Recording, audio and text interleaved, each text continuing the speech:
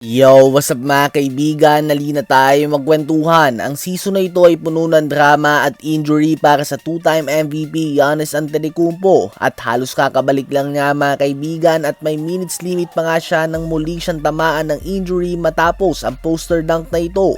Isang bagay na napakadaming beses na niyang ginawa. On the way na nga sana siya sa isang napakatinding game. 31 points, 14 rebounds and 8 assists na ang ginawa niya sa loob ng 23 minutes of playing time. Napakahusay nga ng pinapakita niya. Ganun pa man, unti-unti na nga siyang nagiging injury prone. The last few seasons ay bumibigay nga ang kanyang calf and Achilles area dahilan ng hindi niya paglaro ng ilang playoff series.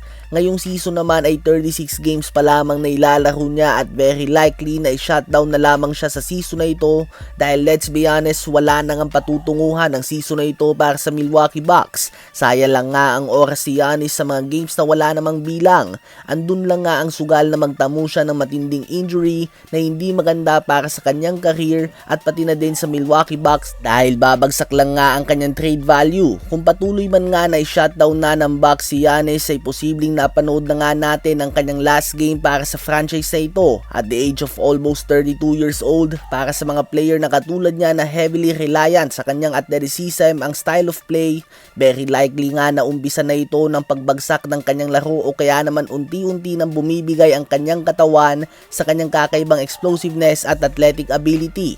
Sa palagay nyo ba ay kailangan na ni Giannis sa baguhin ang kanyang style of play kung nais na pang tumagal sa NBA sa level na pang MVP?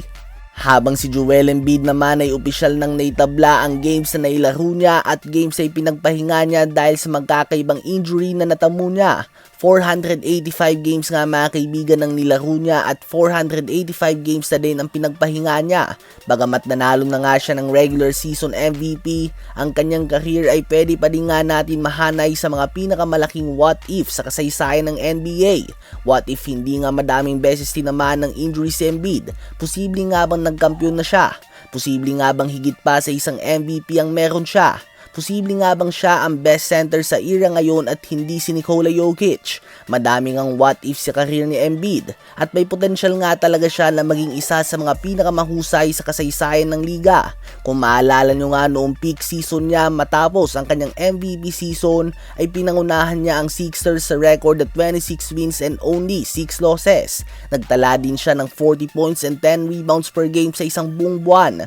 Sa 32 games din na yan ay nagpahinga pa siya sa 11 na fourth quarter, subalit may average pa din nga siya na mahigit 35 points per game, leading the league. Binigyan niya din nga si Wemby ng 70 points. Ito nga yung peak ni Embiid na muling naputol dahil bumigay na naman ang kanyang tuhod. At ngayon nga mga kaibigan ay medyo matagal na din ngang si Embiid na hindi naglalaro dahil muling pumapalya ang kanyang tuhod. Sa last 3 seasons nga ay 88 games pa lamang na ilalaro niya sa 246 games available ng Sixers. Ano ba masasabi niyo tungkol dito?